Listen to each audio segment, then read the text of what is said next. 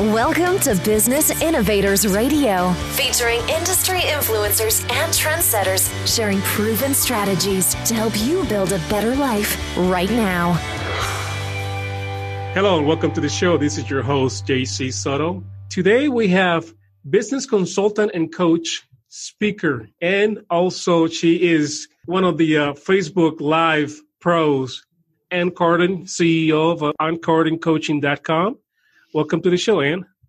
Thank you. I'm excited to be here with you. Now, Ann, I know you consult and you also coach businesses. And through AnnCardenConsulting.com, you help all kinds of businesses. What is it that you do that you help them, and what kind of clients do you usually help out? Yes. So actually, JC, I have worked with probably over 38 different types of businesses in 38 different industries. I've been coaching for a lot of years, and I've worked with business owners from a photo booth company all the way up to contractors who are running multi-million-dollar businesses.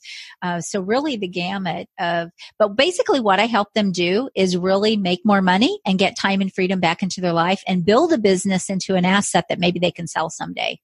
Most business owners don't think that far in advance, thinking about, I'm going to sell my business. Either way, one way or the other, we're going to leave our business. Absolutely. We exit one way or the other. One way or the other, we're going to leave. So we can't take it with us. So when they come to talk to you and they want to hire you, what kind of fears they bring along with them? Oh, gosh.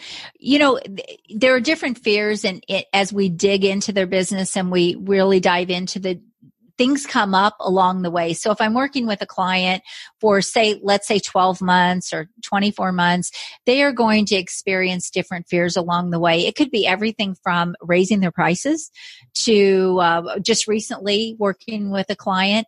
They were having issues with an employee that they kind of inherited when they bought the business.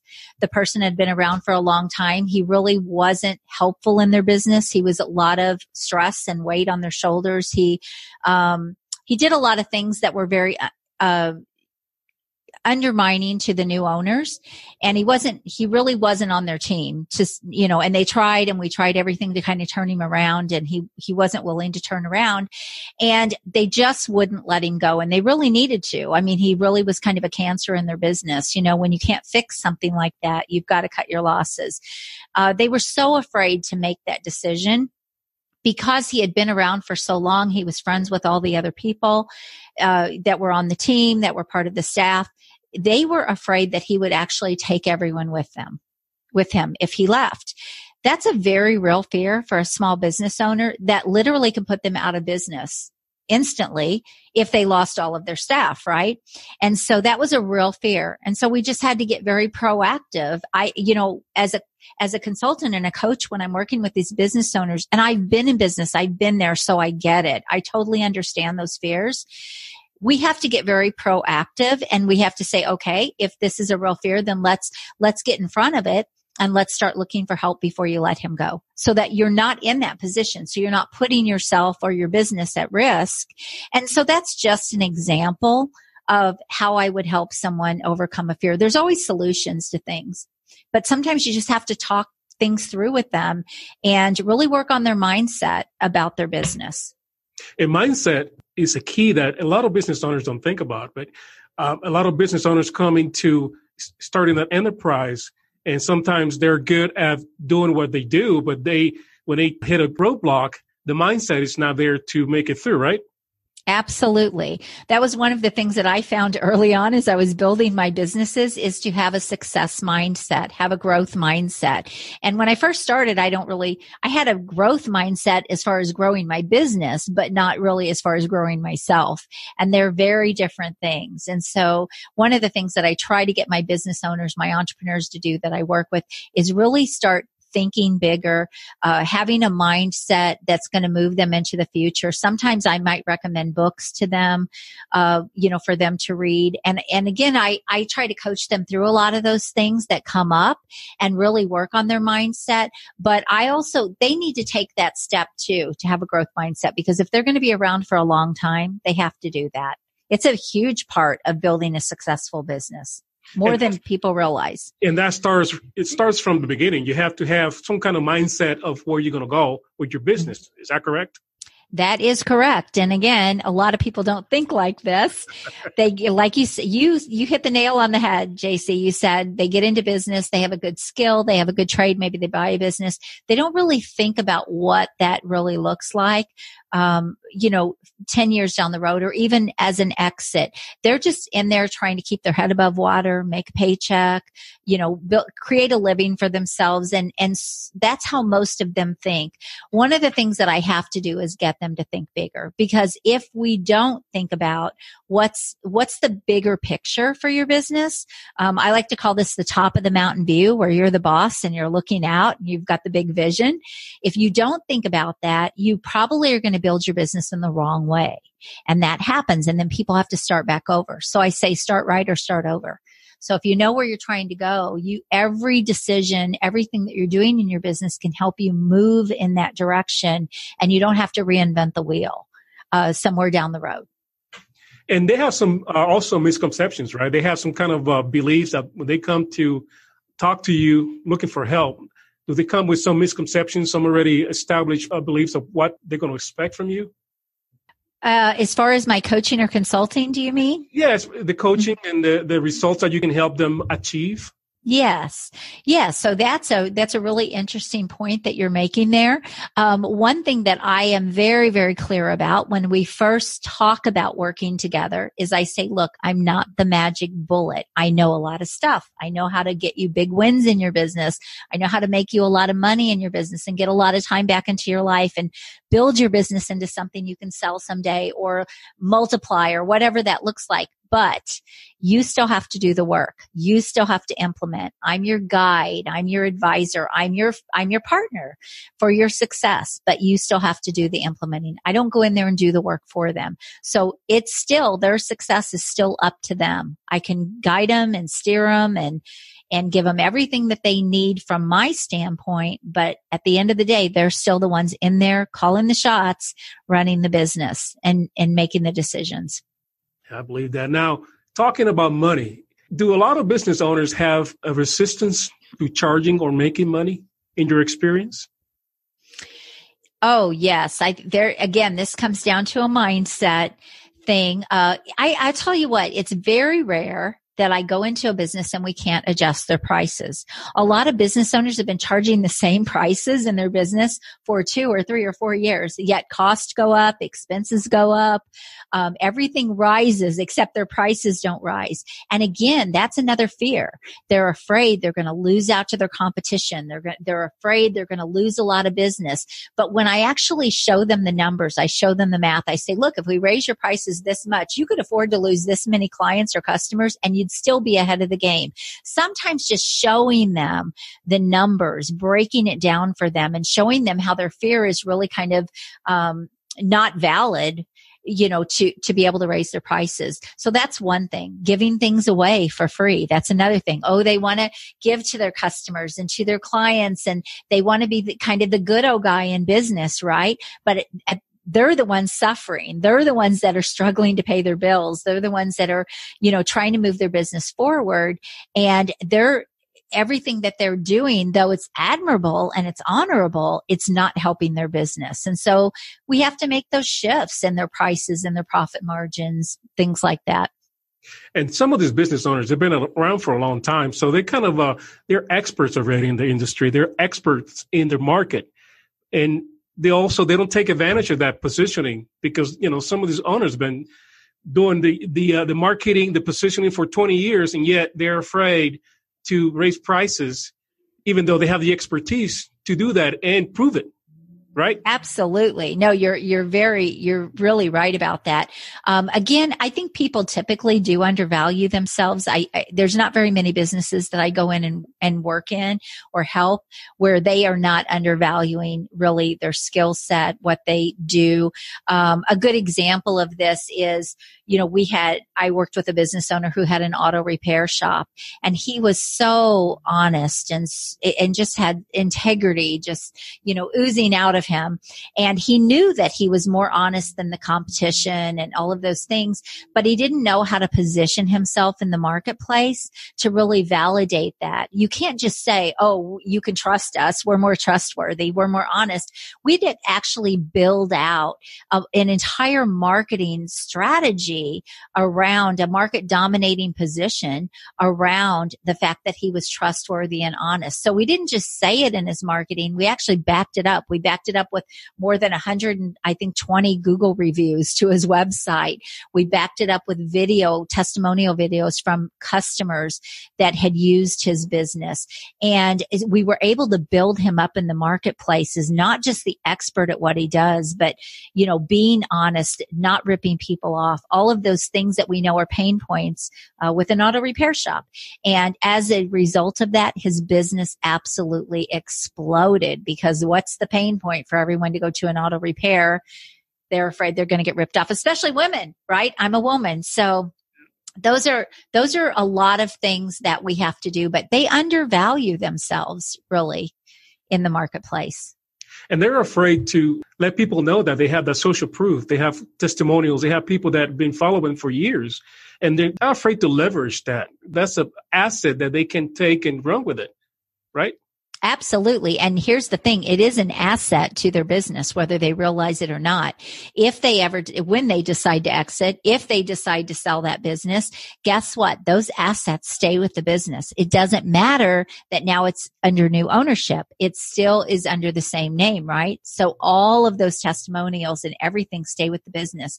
I know years ago when I sold health clubs, I helped thousands of people lose weight and get in shape. And we had multiple testimonials and, helping people lose hundreds of pounds or over 100 pounds. And I wasn't able to take those with me when I sold the business. They stayed with the business. It was a killer. But the fact is that was what was going to help them, solidify really the business and move it into the future. So yeah, it's an asset to a business. It's worth money, actually. Yeah, it's worth a lot of money. Do you find that also they don't follow up, they don't stay in touch, they don't do any kind of follow-up campaigns typically?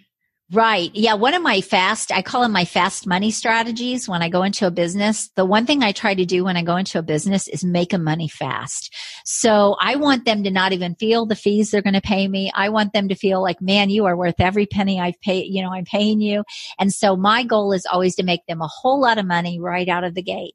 And one of my fast strategies is I like to call it squeezing the money or fast money, where we go in and we actually look at the opportunities that are already sitting inside of their business. This is kind of in the optimize phase of my scale method. And we want to look at the opportunities that are already sitting there. So sometimes that could be, yes, they're not following up in their sales process. They've got people sitting out there that they could be following up with to close deals with. They have people who have bought from them in the past that they haven't gone back and sold to for a very long time. They have people who have thought about buying from them and didn't, that they haven't gone back to and tried to sell to. They even have existing clients that they could sell more to, and they don't shake that tree. So they don't squeeze that money. And so those are some of the things that I look at when I go in. Okay, where can we make you some fast money?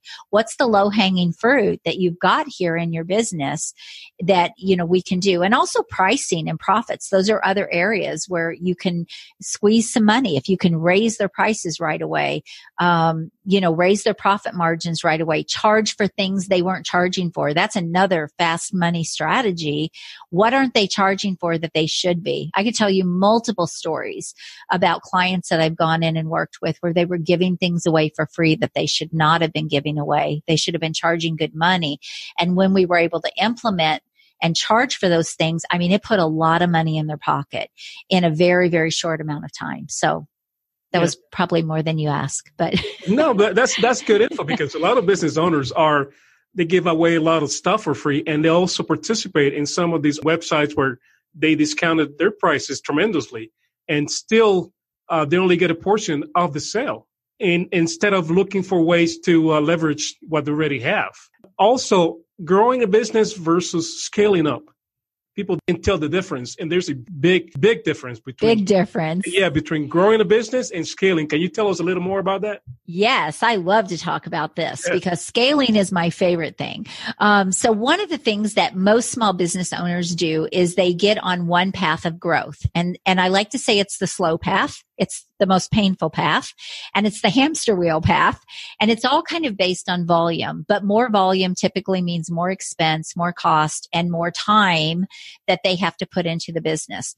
And so the scale method is very different. Growth is basically you start out in your business, you market, you sell, you deliver. You market, you sell, you deliver. And most business owners stay on that path. They stay on that course. The problem with that is it is very slow. You're going to have an incline in the business. If you're doing the right things and you're treating customers right, your business is going to have natural growth, right? But the scale method is completely different. Scaling is about really, really fast leaps, more profitable with less time and less energy. And who doesn't want that, right? So it's about making those big, big financial leaps, but you're not giving up your life to do it. You're making higher profits doing it. It's more about innovating in a business. Even things like I talked about squeezing the money. That is a strategy to help people scale. If they don't optimize what they're already doing, they're missing out on money. Yet they're out there trying to market and get another client, make another sale, the same old thing, right? And they just stay on this hamster wheel, and they eventually just keep hitting a wall and keep hitting a wall, or they end up becoming a slave to their business. But the scale model is very different. You're looking for ways that you can innovate and make big, big leaps and do it so that you're not giving up you're actually getting freedom back into your life with this really scaling your business versus just traditional growth or conventional growth, that's what most business owners, they instinctively know to do that. That's what they know to do. They get in business, market, sell, deliver, right? Makes sense? That's it. And you know what? With the internet, the way it is nowadays, joint ventures, affiliate marketing, there are a lot of opportunities out there to be able to scale with what you already have, right? Absolutely. There are ways every business can scale. If you take a small business, a couple of my favorite strategies to help businesses scale really fast is business acquisition. So I have helped businesses actually buy out a competitor, and add to their business. I actually interviewed an IT owner at one time who had taken his business from $1 to $5 million in about a 3-year period, which is substantial. And then he was going to go to $25 million in 5 years. And he was doing it all through business acquisition. He was buying out the little guys that started an IT business, built up a client base. They're stressed out and overworked and underpaid. So he brought them on as employees. He bought their business, bought their client list, and he had a great employee because they were already owners and knew what they were doing. It was a brilliant, brilliant strategy, but it took him, literally from, like I said, from 1 million to 25 million in about 5 years. So it is a strategy I love to help people use in their business as well, because it already comes with a ready-made team in most cases. They already have that client list. They already, a lot of times they'll have the website. They don't even have to change the business name a lot of times. They can just run it as a separate business, but it can all become under their corporation or under their LLC. And it's a fast growth strategy, but it's a strategy that can give them really great leaps without having to do all the groundwork. Yes, you have some work on obviously getting that business. But a lot of business owners don't think they can do this. And one of the things that I teach them is, look, when somebody's ready to exit their business, they are flexible. You can buy that business. And so a lot of times I can help them acquire that business where the owner will finance it, or they can make payments. There are all kinds of ways you can do this. And so small business owners should not discount that. They should look at that as a scale strategy in their business. So that's one I love. I also love the high ticket business model.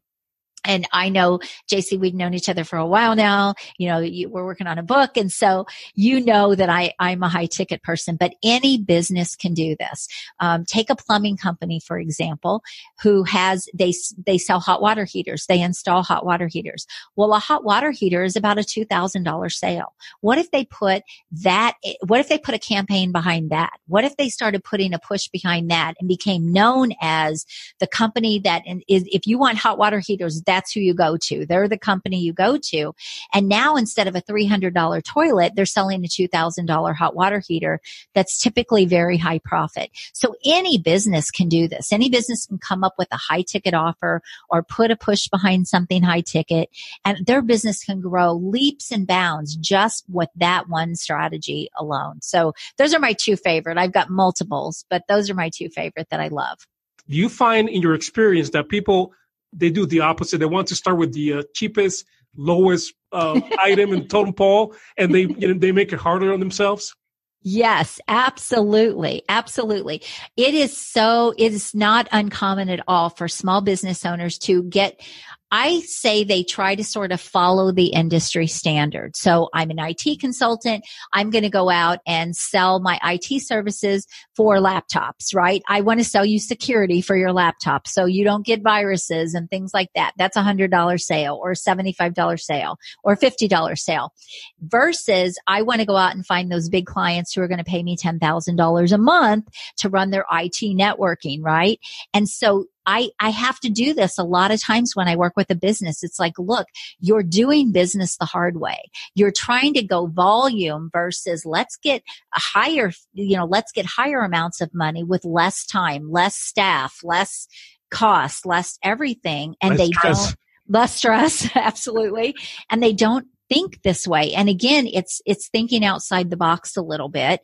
And they just kind of do, I think, again, they kind of get on this path of, they feel like it's easier. I think that's the thing. They feel like it's easier to make that low sale. The problem with volume businesses is they are always going to keep you somewhat underpaid. They are always going to keep you cash flow stressed. They're always going to keep you having to add to your team, having to add to your expenses. And again, this is traditional growth that most business owners do versus looking for ways to innovate, get creative, and start making bigger leaps that take less out of them and less out of their business. A good example, I'll give you kind of something that years ago when I first started. Do we have time? Yeah, we have plenty of time. Yes. Okay. Years ago, when I first started coaching and consulting, I worked with some very small business owners just to get my feet wet, right? I want to make sure that I can get these people results and I can help them. And I worked with a company who was focused on the wedding industry, and it was a photo booth company. I'm just going to say it. So they did photo booths and they were working in the wedding industry. But if you think about it, they're very limited on how many days they can actually do business, right? Probably Saturday. So every time they got more business, every time they were growing, they had to spend tens of thousands of dollars to add a new van, to add more equipment, to add another employee. So that was their growth method. And they stayed in that for umpteen years. I don't even know how many years they did that same business model, trying to grow out their wedding business. Well, when I started working with them, I always do a deep dive and we look for opportunities. And I discovered that over on this other side of their business, they had a couple of corporate accounts and they were doing their photo booths for corporate events, but they hadn't really focused on that. They hadn't really maximized that. Well, think about it. Corporate events could be 7 days a week, right? And you can get paid more money than you can for an individual who's, already got a lot of wedding expense and things like that. So when we broke down the numbers and we actually looked at the math, it wouldn't have cost them any money at all to build out the other side of their business where they kept hitting the wall on the other side and they kept staying cash poor. They actually were missing out on about $500,000 opportunity by building out the corporate side of their business. And they were just floored. They hadn't even thought about it. And this is what happens in businesses a lot. They don't even think there's a better way. There's a better way to do business, to build their business. Now, they didn't have to give up the wedding side. they already had that going. It was doing very well. But by shifting their focus, they rapidly could grow their revenue. They could have a more stable base. And here's the thing. People only get married once, right? Corporates do events time and time and time and time again. So those are repeat customers. So it really is unlimited to the amount of money that could generate for their business, but they hadn't even thought about it. You find a lot of resistance when you tell them, look at this. This is right here for you. Do you find that people don't believe it, don't think that it's possible to get to that point and get that part of the business going? Yeah, sometimes. And I think a lot of times it's just overwhelmed. They're trying to see, how would we do that? And they're trying to automatically figure out every moving part. And so it's very overwhelming. It's not that what you're telling them, it's not believable. They can see the math. They're smart people, right? They can say, oh my gosh, I never thought about that. But in their mind, their brain is spinning and they're like, I have no clue how to go after corporate and how to build out this side of my business, which is what I help them do as a consultant. Let's go capture this. Let's put the strategy behind this. Let's make this happen. If it's something you want to do in your business. So, but yes, and I think it's just because they overwhelm themselves. They try to figure all the pieces out. And that's the value, not to sit here and sell myself, but truthfully, that is the value of a coach or a consultant. They can help you through those processes where number one, we can uncover them. We can uncover those opportunities, but then we can help you implement what you need to make those things a reality. So. You're right. Any type of coach will look at what do we have here that we can work with? What's the potential that we're not looking at? And I think that's what you are helping them with. Because when you're in the middle of it, it's hard to see it. It's hard to get going, especially when you're under pressure every day to make a buck. And it's hard Absolutely. to step away to do something different because you're kind of afraid that, okay, the buck that I'm making now, at least I know I'm going to make it. But yet the opportunity to make a lot more is there. And sometimes business owners are kind of afraid to step away from what they already know every day. Yeah, I have to tell you, business owners stand in their way a lot. Which is why they need a coach or a consultant, quite honestly, to talk them off the ledge, to help them move forward, to help them get over their fear, because their fear stops them a lot. And they're so afraid of making a mistake. But, the thing is, when you work with someone who is a professional, who's been there, who's basically seen it all, we're pretty sure about what we're telling them will work. And we're pretty confident about what we're helping them do. And so if they're going to hire someone, they need to trust that person. Hopefully they've done their homework. They've researched that person, but they need to trust that that person has their back, that person, when I work with an owner, I truly, truly care as much about their business as if it was my own. In fact, my husband will tell you, too much so. I worry about them and I stress about them. And, and it's just, it is part of me. I can't separate the two. I truly care about the people I work with. I want their success. And it goes even deeper than I want to be a successful coach. Of course, I want to be a successful coach or consultant, but I truly care about them because I've been where they are. I get it. It's hard. It's hard building a business. It is scary, when you're trying to work through a lot of fear and a lot of different things. Now, I have to say I wasn't a real fearful business owner. I was always very cutting edge. I was always looking, for opportunities. I was always looking to step out and be ahead of the game, be ahead of the curve. That's kind of how I operate, but everyone isn't like that. And I get it. I get it. But when I would make big investments, it was scary. When I would expand my business and it would cost us, tens of thousands of dollars to make a change in the business, those things are scary. Those are very real fears. What if this doesn't work? I wish I would have had coaches and consultants when I was building my business. It would have been a game changer, but I didn't know anyone like me. So I had to do it the old fashioned way, like all on my own. Yeah, be your own coach. Yes, I had to be my own coach. Yeah. So automation, do you find that some business owners automate too quickly and some of them, obviously, they wait too long to do it? Is that the case? Yeah. So, automation is one of those things. It is a beautiful thing when it's leveraging your time. It is not a good thing when you are throwing money at stuff that isn't working, i.e. Facebook ads. Okay.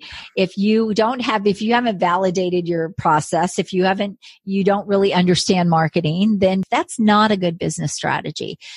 So a lot of times those types of things they're trying to automate, but they don't really know what they're doing, and they're really burning up a lot of money. And that breaks my heart when I see stuff like that. So automation can be good if the owner knows enough of what needs to happen, and they educate themselves. That kind of brings me to a good point. One of the reasons why I call myself a business and marketing consultant, a lot of business coaches and consultants really aren't very good marketers. They know how to help you run a promotion or, run an ad or whatever.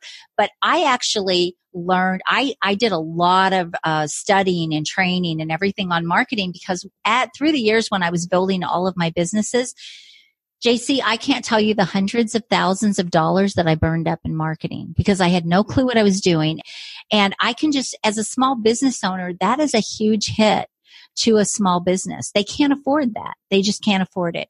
And so at some point, I used to tell my staff in some of my businesses, you know what? We ran that ad in the newspaper. Back then we, did stuff like that. We didn't have all the online stuff. And I said, I should have just thrown that money in the trash can and threw a match to it because I just burned it up. And so at some point I got smart or smarter. And I said, I need to learn how to market. I need to go study this. I need to really learn. And I started studying under people like, Dan Kennedy was a huge mentor. Anyone that's in the online space understands Dan Kennedy, right? And I started really looking at mentors and people, and I started investing in programs and training and all of those kinds of things. And through that process, I became really good at marketing. And I've been able to help people have amazing results in their business by fixing their marketing. And even a lot of times when I go in and work with the business, we will cut their marketing off until we fix stuff inside their business and make more money inside their business. And then now let's fix your marketing, or we'll fix their marketing to get a bigger return on what they're already spending. So that is a benefit that I can provide to people that a lot of business coaches and consultants, aren't good at. They're good either on the business side or they're good on the marketing side, but not always both. And, it's tragic. I'll call it tragic that a business owner, they're good at what they do. They're good at their craft, but they're really bad at doing the marketing. When I was in business, I had also, like you, I had a store. And at that time, eBay was coming onto the scene. So I had to learn eBay, and the phone book was still strong back then. Oh, yes, the good old yellow pages. Oh, yeah, the yellow pages. They're trying to get you the $1,000 full page ad. And yes. Oh, I did a lot of that. Yes. Yeah. So all those things were kind of what was common back then. But what you find out is that a lot of business owners, they copy everybody else. What a plumber is doing. Oh, I'm a plumber. I'm going to do what he's doing, even though I don't know what kind of results you're getting, but that's what I'm doing. So actually, you make me think of a funny story. So when I owned one of my health clubs and one of my weight loss centers, so I was running two businesses at one time, and my competitor kept copying my ads. So if I came out with something in the newspaper, they came out with basically, they almost copied my ad, word for word. And it used to just make me so mad until I'm like, you know what? It got to be humorous because I was burning up my money, which meant they were burning up their money. And so I was like, well, how's that working for you? Because I don't know what I'm doing. You're copying me and you're doing the same dumb things, right? But that is what happens in business a lot. And I always tell people, do not follow your competition because they are probably failing miserably. You just think they know what they're doing, and it's just follow the leader. So it's kind of funny that you brought that up, but that is very true. And there is a marketing formula that works in advertising and things like that. But marketing strategy is what people need to learn, not tactics. Everyone knows how to do tactics. Run an ad, put up a website, get on social media. Those are all tactics. That is not the secret sauce to marketing, and business owners need to know. But you know what? They get into business. There's no law against not knowing how to market, right? Fortunately. And they, like me, they learn hundreds of thousands of dollars of burned up money later. Hey, maybe I should get good at this. Maybe, those hard lessons that we learn as we build our businesses, right?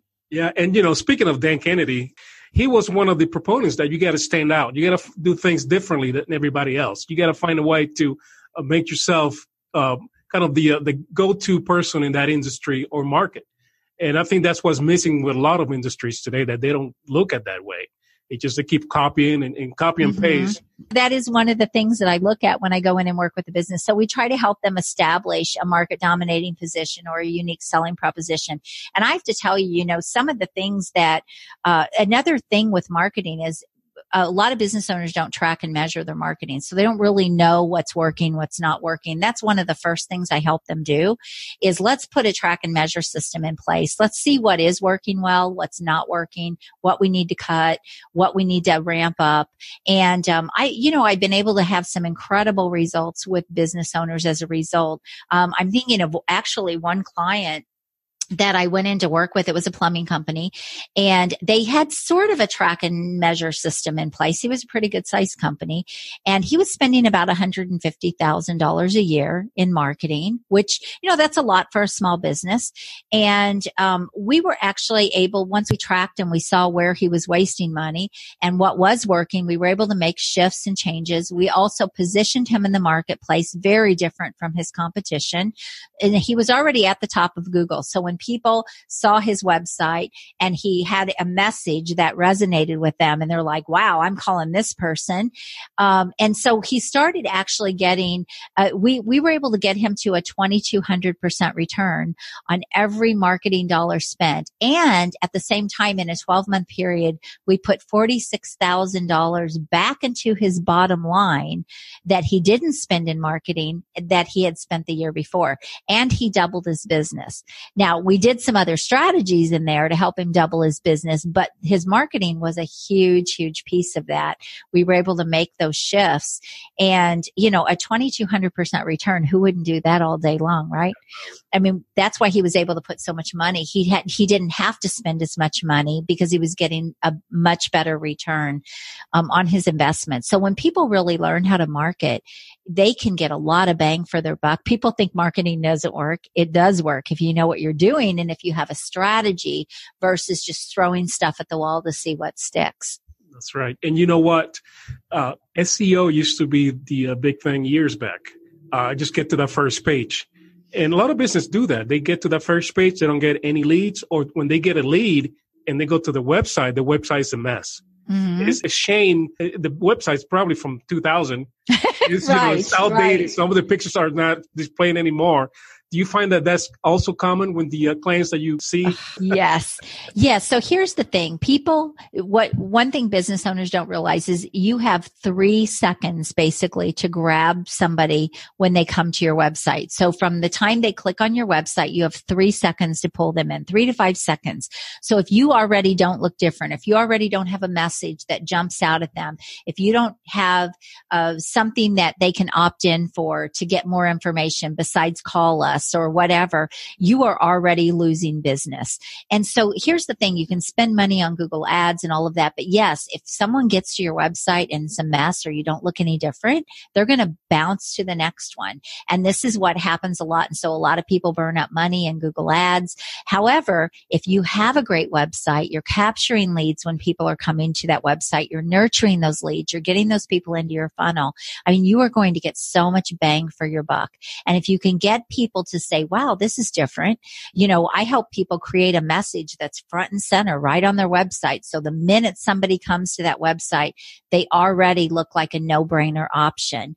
And so those are all things that I look at. But yes, there are areas where business owners don't take, and sometimes they just don't know who to go to. They don't know who to trust. It's nice to have a high-end site, but if it's not bringing them any business, it doesn't make any difference.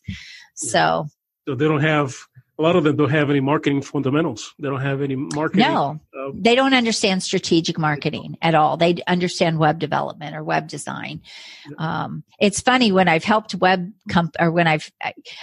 can think of one of my clients a few years back that was a web developer. And when I helped him implement the strategies that I teach my business owners, his business went through the roof. I mean, now he had to add a team and his business just went crazy. He also got about 40 hours a week back into his life from his business, and his business just exploded and took off. And it was just these simple strategic things that he didn't understand. He hadn't learned. And it's just such a game changer. I think a lot of entrepreneurs understand marketing more than business owners. Business owners don't. So they have to want to take that step, and they think running an ad is going to be the end all be all. It's going to drive business, or they're all about building their brand. That's my favorite. Let me build my brand. Let me run this ad 45,000 times at $1,000 a pop. And eventually someone will get to know my name. That is not good marketing, right? Someone will get to know my name. I don't know. Yeah, Because somebody. I'm tracking. Right. So, I'm all about direct response marketing. It is about being able to capture your leads, being able to get people into your sales funnel, into your marketing funnel, into your ecosystem, and really be able to nurture and build that know, like, and trust, and build their brand, in a much faster way. That's a term that's been around for a while, and a lot of people don't really apply it. And it's so important to apply direct response, because that's how you know how your marketing is doing, how your prospects are responding or not responding to your marketing. Exactly. Or even just capture leads. So a good example of this is you put out an ad and you do some sort of a free download or some sort of a free giveaway. An example of this is I worked with a design company at one time. They did kitchen bath design. They were a high-end company.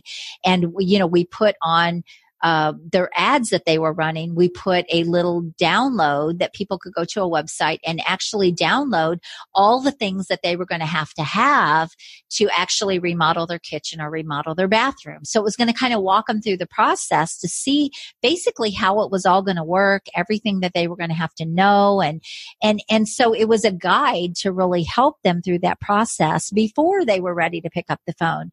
But it was able to put those people on that clients list so they could stay in front of them, and now they could nurture that list. And when those people are ready to pick up the phone and call, that company has already built their brand with that client if they're doing things the right way. And so that person's going to call them, and sometimes it may not be for a year or 2 years, but if you don't do it, they're going to go to the first competitor that looks good, right? That's right. Now, can you give my listeners 3 to 5 tips on how to start looking at their business, things that they can improve, maybe right away, maybe they can make a plan long term, but things that usually are neglected?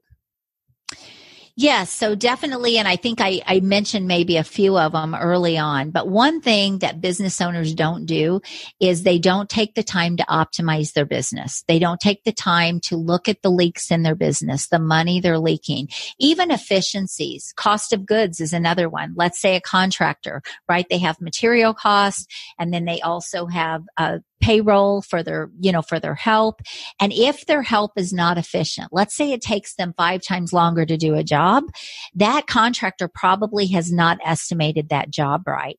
And so either they have to get their people to be more efficient, or they have to make sure that their estimates cover the additional time it's going to take that employee to get that job done. So a lot of times, again, it's pricing that's off. It's profitability that's off. Sometimes they just estimate things wrong.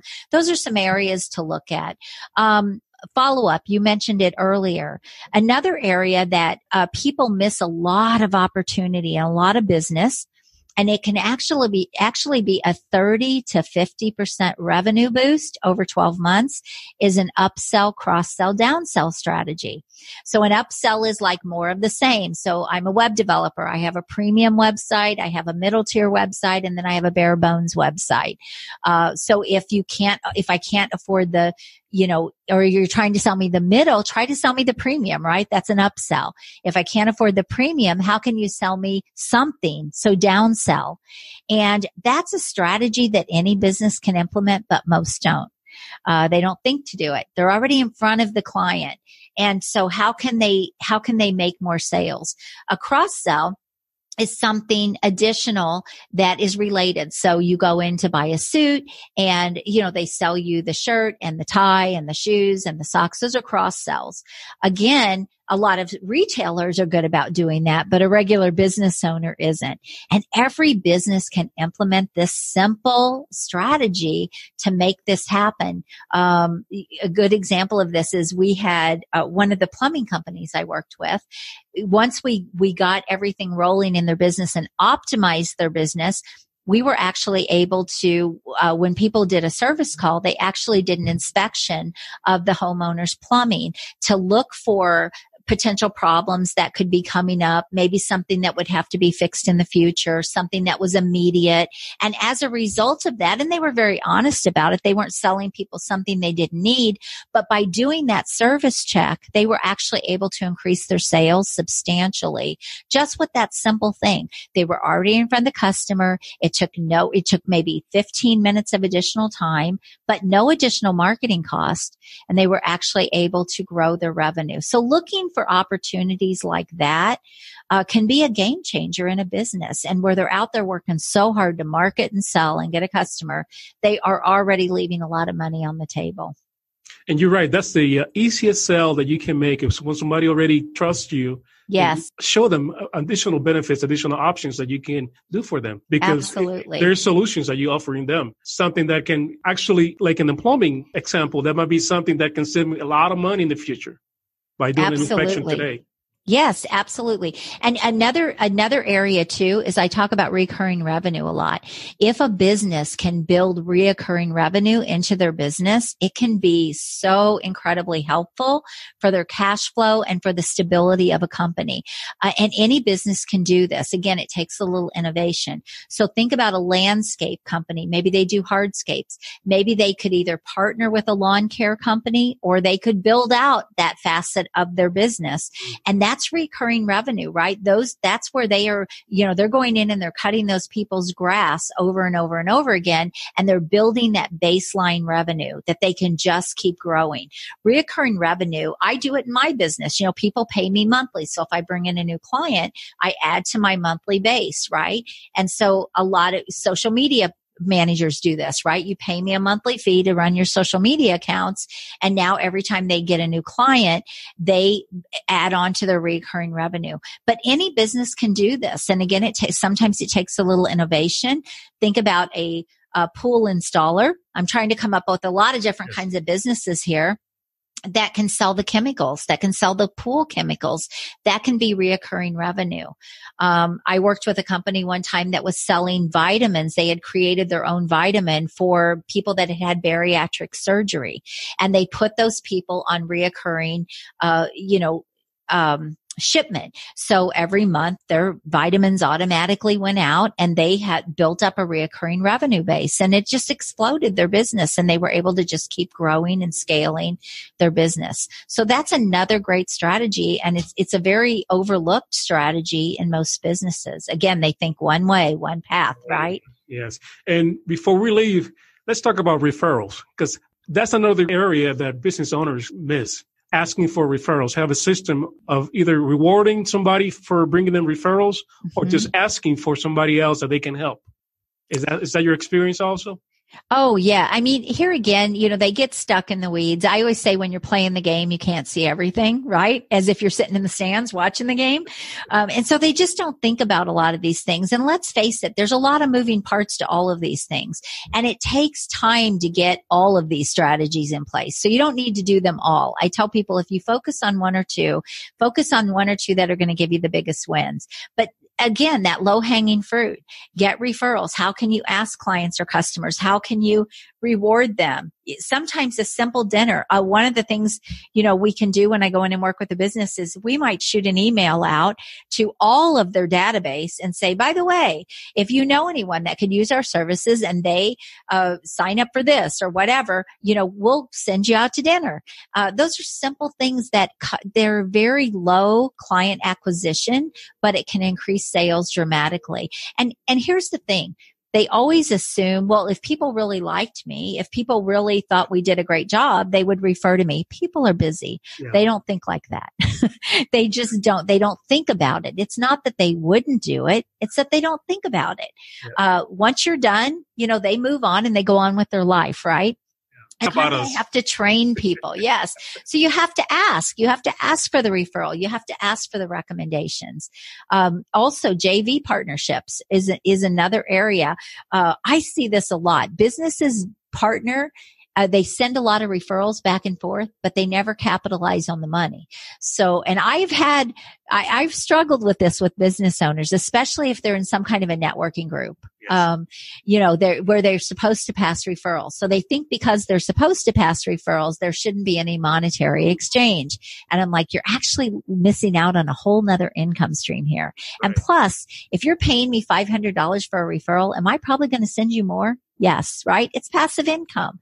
Exactly. But again, they just don't think like that. They almost feel like, oh, well, it's bad to tell people I'll give them money if they send me referrals. Like it's not a good thing, right? Or it's bad to ask people if they'll give me money if I send them referrals. When really it's a very smart way to do business where everyone can share in the market.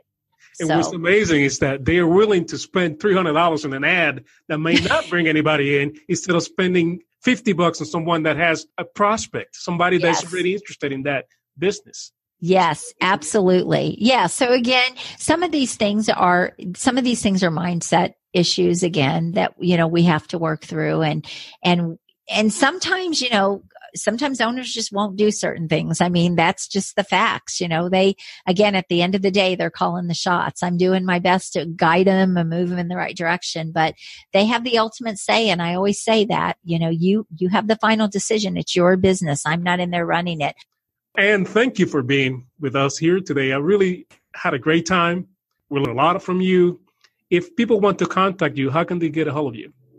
Yeah, so they can go to my website, cardencoaching.com, and I've got all kinds of free resources on there. They can download my scale video series, which will show them how they can double or triple their business in 12 months. I get into the weeds with them. So I have a 4-step video series that shows my scale method. And I have other resources on there as well. So they're welcome. They can also find me on Facebook. I have books on Amazon. So they can Google my name and find my books on Amazon. So there's no shortage, LinkedIn, no shortage of ways to find me. And what's the name of your Facebook group? My Facebook group is actually called Next Level Coaches, Experts, and Entrepreneurs. So we have a variety of people in there from coaches and consultants because I do work with them to help them build an expert business. But I also work with entrepreneurs and business owners to help them scale. So we have kind of a variety in there, but it's all about people that want to take their business to the next level. That's really the whole gist of the group. Thank you. And to my listeners, all her links are going to be just below the recording. And Carden, thank you very much. That was a great interview. Appreciate you taking the time. I know you're busy. You're really busy. I've known you for a while now. I know how you always have something going. So thank you for coming. JC, thank you for having me. This was awesome. It was so much fun. I really enjoyed it, and I appreciate it. Thank you so much. Thank you, everyone. Until next time, this is JC Soto with Online Media 360. Bye now. Thanks for listening to Business Innovators Radio. To hear all episodes featuring leading industry influencers and trendsetters, visit us online at businessinnovatorsradio.com today.